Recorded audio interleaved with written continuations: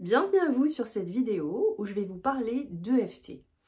Alors, l'EFT c'est une méthode de libération émotionnelle, mais dans cette vidéo, je vais m'intéresser particulièrement aux points qu'on utilise dans cette technique, qui est une technique de tapping, c'est-à-dire on tapote sur des points d'acupression.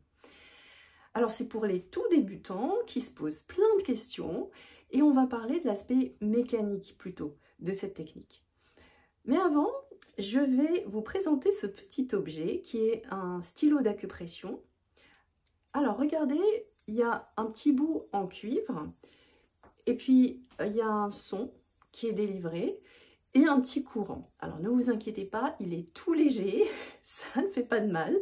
Alors regardez, quand j'appuie sur ma peau, il y a certains points qui vont créer un son différent des autres. Là, on entend, ça change. Là, ça change aussi. Ailleurs, ça fait rien. Alors, qu'est-ce que ça veut dire? En fait, ce stylo envoie un petit courant électrique et lorsque la tonalité change, ça veut dire que le point est de moindre résistance. Ça veut dire que le courant peut passer beaucoup plus facilement. Et donc, ces points, c'est comme des portes d'entrée qui permettent quelque chose, qui permettent un accès plus facile au courant électrique, mais non seulement l'accès est plus facile, mais ces fameux points se situent sur des canaux, hein, des canaux qu'on appelle les méridiens en médecine chinoise, et qui permettent la circulation d'un fluide. Mais alors, là, il y avait le petit stylo avec le courant électrique. Mais que vont faire mes doigts? Alors, c'est là où on va parler un petit peu physique. Il y a des matériaux qu'on appelle les matériaux semi-conducteurs. Lorsqu'on appuie dessus, lorsqu'on exerce une pression mécanique, ils vont créer du courant électrique. Un peu comme quand vous appuyez sur votre télécommande pour allumer la télé ou alors pour ouvrir le portail du garage. Et donc, la bonne nouvelle, c'est que notre corps, les tissus conjonctifs et les os sont des semi-conducteurs. C'est-à-dire, si je tapote sur mon corps, eh bien, cette pression mécanique va créer un courant électrique. Alors, vous avez tous certainement expérimenté ça lorsque vous tapez votre tibia sur le pied de la table, ou alors lorsqu'on vous masse et que vous sentez quelque chose qui circule en vous. Donc ça, c'est l'effet piézoélectrique. Et quand on crée cet effet piézoélectrique sur ces petits points de moindre résistance, le courant qu'on va créer va circuler dans les méridiens et va permettre de faire circuler ce fluide qui traverse tous nos organes et qui traverse plein de parties de notre corps. Voilà comment vos doigts vont permettre à des choses de se passer dans votre corps à travers ces petits points que je vais vous montrer. D'accord? Donc là, on passe à la partie pratique. Donc, vous utilisez les petits coussinets des doigts et on va commencer par explorer ensemble 15 points qu'on utilise en EFT. Le premier est sur le tranchant de la main, qu'on appelle le point karaté, dont vous prenez vos doigts, main droite ou main gauche, peu importe, et vous tapotez. Donc, je vous conseille de vous concentrer quand vous vous tapotez sur l'impact de vos doigts sur votre peau. Vous observez si ça fait mal ou si c'est neutre ou si c'est agréable. Et puis, vous observez si ça a d'autres effets sur votre corps. Là, on s'intéresse vraiment à l'aspect mécanique de la chose. Un deuxième point se situe en haut de la tête. Comme si vous aviez un serre-tête qui démarre du haut des oreilles, et puis c'est au centre de l'arc. Et vous tapotez ici, avec 2 doigts, 3 doigts, ou vous pouvez faire ça aussi. Et vous observez. Vous observez ce qui se passe, ce que vous ressentez. Et vous vous concentrez sur l'impact des doigts, sur votre tête, et vous faites ça tout doucement, bien sûr. Ensuite, on va passer au troisième point. On a vu tout à l'heure avec le stylo, hein, ça avait changé de tonalité ici. Donc c'est le début du sourcil. Là où le poil commence à pousser, hein, avec le stylo, c'était ici, ici. Donc on tapote avec les deux doigts. Alors, on peut faire ça des deux côtés. On peut faire ça d'un seul côté, que ce soit le droit ou le gauche. Et là encore, observez ce qui se passe. Observez l'impact de vos doigts sur ce point. Ensuite, alors, peut-être que vous vous posez maintenant la question de combien de fois on tapote.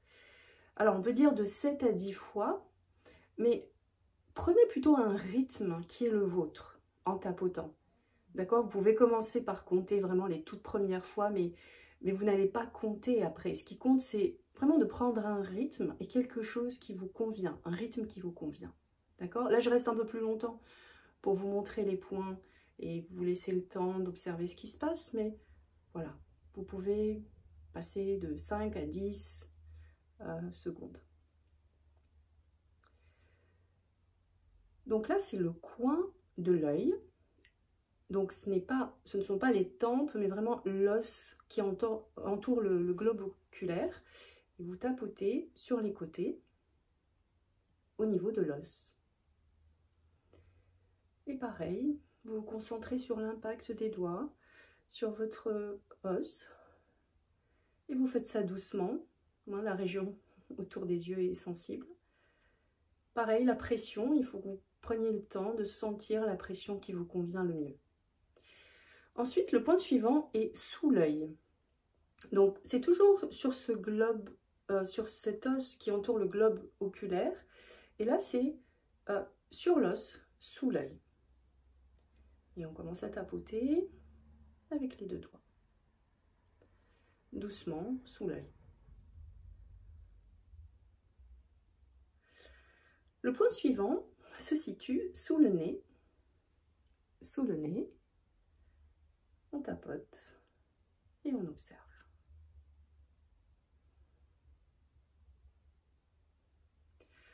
Le point qui suit, c'est sous la lèvre inférieure, au niveau de la fossette, sous la bouche.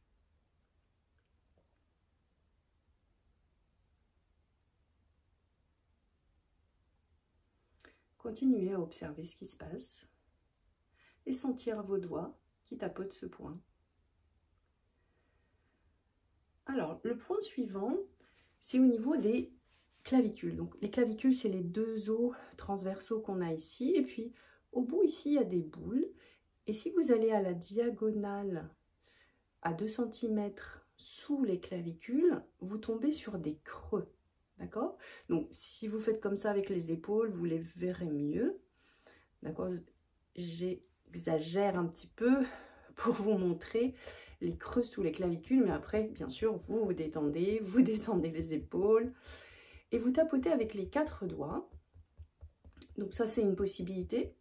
Alors bien sûr, c'est un point, c'est très fin, c'est très subtil, mais en tapotant comme ça sur toute la région, on est sûr de tapoter sur le doigt.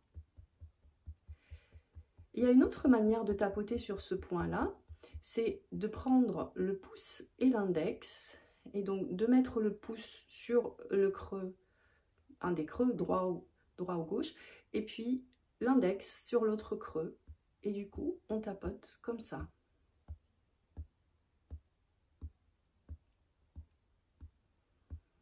Et là encore, observez ce qui se passe. Observez les tapotements sous les clavicules. Et qu'est-ce qui se passe dans votre corps, dans votre respiration? Moi, personnellement, quand j'ai commencé à tapoter, j'ai senti une profonde respiration qui venait. Quelque chose qui se calme. Ok.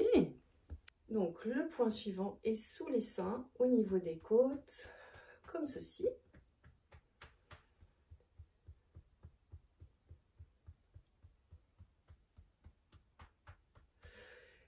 Et puis ensuite, on a le point, largeur d'une main sous l'aisselle, et on tapote ici. Vous pouvez mettre la main derrière le cou si vous êtes plus à l'aise, ou la laisser comme ça. Il y a une autre façon aussi de tapoter ces points. On peut faire le Tarzan comme ça, et on tapote de part et d'autre. Ok, donc on a fini avec les points sur le visage et sur le torse. Maintenant, il y a des points au niveau des doigts et sur la main. Donc, on prend les deux doigts comme ceci, et on tapote à la base de l'ongle sur les côtés. À la base de l'ongle sur le côté. Et là, c'est sur le côté extérieur. Donc, si vous prenez votre main comme ça, on reste sur le côté extérieur. Et on tapote. On passe au suivant. À la base de l'ongle sur le côté. Ensuite, l'index, on tapote au-dessus du doigt. On va sauter l'annulaire parce que le point est de l'autre côté. Et puis on va au niveau du petit doigt et on tapote à la base de l'ongle sur le côté. Alors, il y a une autre façon aussi que j'aime bien parce qu'on n'a pas à se préoccuper de quel côté on doit tapoter et quel doigt on doit sauter parce que le point est de l'autre côté. Donc là, je voulais vous montrer les choses comme elles sont. Mais on peut aussi juste pincer et relâcher. Vous voyez, on pince et on relâche. Pareil, vous choisissez un rythme qui vous convient et vous pincez et vous relâchez. On fait des petits pincements comme ça et on fait tous les doigts. Puisque là, on attrape le point de l'autre côté. Et voilà les points qui se situent au niveau des doigts. Maintenant, on a un dernier point sur le dos de la main, entre l'annulaire et l'auriculaire sur le dos de la main, il y a un creux ici. Eh bien, vous allez tapoter tranquillement sur ce creux. Et vous pouvez aussi le frotter comme ça. Hein, et tapoter. Très bien. Alors, là, on a fait les 15 points qu'on utilise en EFT. On appelle ça une ronde quand on tapote sur tous les points. Et donc, pour les débutants, c'est pas la peine de se poser des questions sur qu'est-ce que je dois dire, à quoi je dois réfléchir. Vous pouvez utiliser cette technique de manière mécanique, où vous tapotez sur les points, vous faites une ronde, mais vous pouvez cependant utiliser de la pleine conscience, c'est-à-dire vraiment vous concentrer sur ce qui se passe là maintenant, c'est-à-dire vos doigts qui tapotent. Et qu'est-ce qui se passe pour vous là maintenant? Est-ce qu'il y a quelque chose qui circule? Est-ce que vous observez votre respiration qui devient plus profonde? Est-ce que vous observez quelque chose au niveau des battements de votre cœur? Observez votre corps, observez les tapotements, observez votre environnement. Soyez juste là, présent. Et les tapotements vous aident à être présent puisque vous touchez votre corps, vous revenez à vous. Tout simplement, vous faites ça pendant 5-10 minutes. Et rien qu'en faisant ça, ça permet d'apaiser l'amygdale, ça permet d'apaiser le système nerveux et de vous tranquilliser. Alors bien sûr, il y a des cas particuliers. Si vous remarquez quand vous tapotez que vous ne supportez pas les tapotements, que ça vous énerve, ou alors vous ne supportez pas de rester là à sentir ce qui se passe dans votre corps, ne vous forcez pas, faites autre chose. Ou alors faites ça avec un praticien qui pourra vous accompagner et voir ce qui vous gêne. Eh bien, bon courage à vous avec l'utilisation de cette technique et puis je vous dis à une autre vidéo pour vous expliquer d'autres aspects plus au niveau émotionnel, comment on peut utiliser et les tapotements et dire des phrases et activer des choses pour voir comment on peut les transformer. À bientôt!